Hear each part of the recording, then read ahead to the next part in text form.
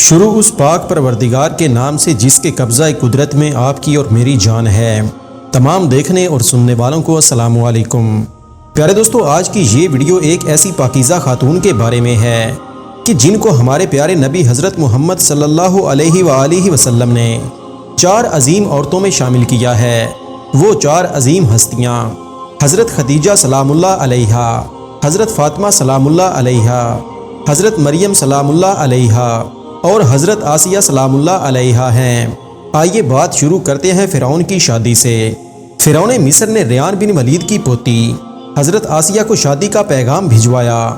یاد رہے، ریان بن ولید وہی بادشاہ تھا جو حضرت یوسف علیہ السلام کے دور میں تھا، اور وہ حضرت یوسف علیہ السلام پر ایمان بھی لایا اور اس نے حضرت یوسف کو عزیز مصر بھی بنا دیا۔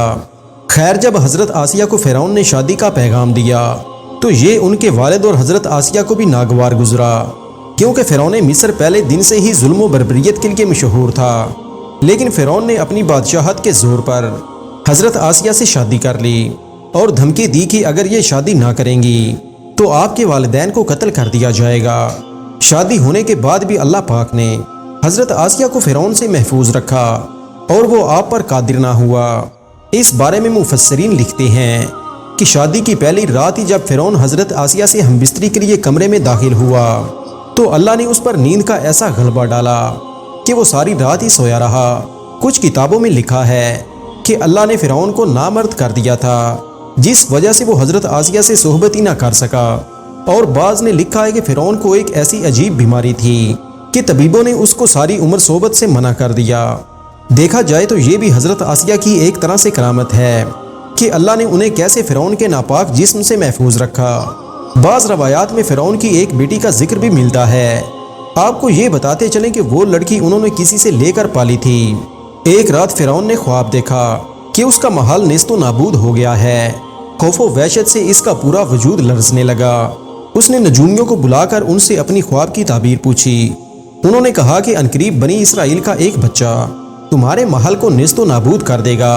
اس لیے فرعون نے حکم دیا کہ بنی اسرائیل میں جس کے ہاں بھی لڑکا پیدا ہو اسے فوراً قتل کر دو، لیکن اگر لڑکی پیدا ہو تو اسے قتل نہ کرنا تاکہ ان کی نسل باقی رہے۔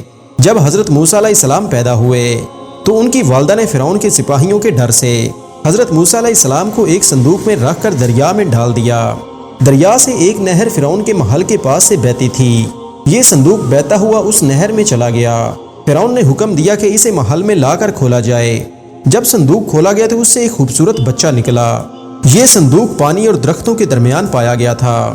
اس وجہ سے حضرت بی بی آسیہ سلام اللہ علیہا نے آپ کا نام موسیٰ رکھا۔ حضرت آسیہ سلام اللہ علیہا نے جب حضرت موسیٰ علیہ السلام کے چہرے پر نور دیکھا تو انہوں نے حضرت موسیٰ علیہ السلام کو اپنا بیٹا بنا لیا اور فرعون سے کہنے لگی، یہ بچہ میری اور تیری آنکھوں کی ٹھنڈک ہے، اسے قتل نہ کرو۔ لیکن نامرد فرعون کہنے لگا، اسے تم رکھ لو، مجھے اس کی کوئی حاجت نہیں۔ حضرت محمد صلی اللہ علیہ وآلہ وسلم نے فرمایا کہ اگر آسیہ کی طرح فرعون بھی اس بات کا اقرار کرتا کہ یہ بچہ اس کی آنکھوں کی ٹھنڈک ہے تو ضرور اللہ پاک اسے ہدایت عطا فرما دیتا جیسے آسیہ کو عطا فرمائی۔ حضرت آسیہ سلام اللہ علیہا کو اللہ پاک نے قرآن میں عورتوں کے لیے نمونہ بھی قرار دیا ہے۔ حضرت آسیہ شادی کے پہلے دن سے ہی فرعون کے ظالمانہ اور کافرانہ اقدامات کے خلاف پہاڑ بن کر کھڑی رہیں۔ حضرت موسیٰ علیہ السلام نے جب اعلان نبوت کیا اور جب محل میں جادوگروں سے مقابلہ کیا تو یہ دیکھ کر حضرت آسیہ سلام اللہ علیہا حضرت موسیٰ علیہ السلام پر ایمان لے آئیں۔ ایمان لانے کے بعد کافی دنوں تک انہوں نے اس بات کو فرعون سے چھپائے رکھا، لیکن جب فرعون نے خدائی کا دعویٰ کیا اور لوگوں سے خود کو سجدے کروانے لگا، پھر حضرت آسیہ سلام اللہ علیہا کھل کر میدان میں آ گئیں اور فرعون کے اس عمل کی سخت مخالفت کی۔ جیسے ہی فرعون کو پتا چلا کہ میری بیوی بھی موسیٰ کے خدا پر ایمان لا چکی ہے تو اس نے حضرت آسیہ سلام اللہ علیہا پر بھی ظلم ڈھانا شروع کر دیا۔ روزانہ ان کو مختلف اذیتیں دینے لگا۔ فرعون جیسا کافر شوہر بھی ان کے ایمان کو متزلزل نہ کر سکا، لیکن فرعون نے بہت زیادہ کوششیں کی تاکہ کسی نہ کسی طرح انہیں راہ راست سے منحرف کر دے، لیکن وہ ایسا نہ کر سکا، اور آسیہ بھی اس کی تمام کوششوں کو ناکام بنا کر صرف خدائے واحد کی عبادت میں مصروف رہیں۔ حضرت موسیٰ علیہ السلام کے چاہنے والے فرعون کے سپاہیوں کے ہاتھوں ظلم و ستم کی بھیڑ چڑھ رہے تھے۔ اور انہیں بے دردی کے ساتھ قتل کیا جا رہا تھا، یہاں تک کہ فرعون نے حضرت موسیٰ علیہ السلام پر ایمان لانے والے ایک شخص کو، جسے قرآن کریم نے مومن آل فرعون کے نام سے یاد کیا ہے، بڑی ہی بے دردی سے قتل کر دیا، جس کے بعد آسیہ کے صبر کا پیمانہ چھلک اٹھا اور کھلم کھلا فرعون کی مخالفت کرنے لگیں۔ فرعون میں غیظ و غضب کی آگ بھڑک اٹھی اور اس نے اپنی زوجہ آسیہ کو بہت ہی دردناک طریقے سے اذیتیں پہنچائیں۔ ظالم فرعون نے ان پر بڑے بڑے عذاب کیے، ان کو بہت زیادہ مارا اور زد و کوب کیا۔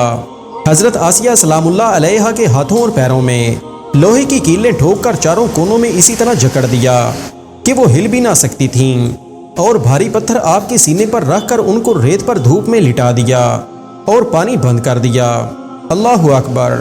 ایک دفعہ ضرور سوچئے تو صحیح، دوستوں کے تنے تنہا عورت اور ظالم و جابر شوہر کا محل، ہاتھوں اور پیروں میں کیلیں ٹھوک دی گئی ہیں، گرم ریت پر لٹایا ہوا ہے اور سینے پر ایک بھاری پتھر رکھ دیا گیا ہے، پھر بھی حضرت آسیہ سلام اللہ علیہا ایمان پر عزم و استقلال کے ساتھ ان مصائب کے باوجود قائم و دائم رہیں اور فرعون کے کفر سے خدا کی پناہ چاہی۔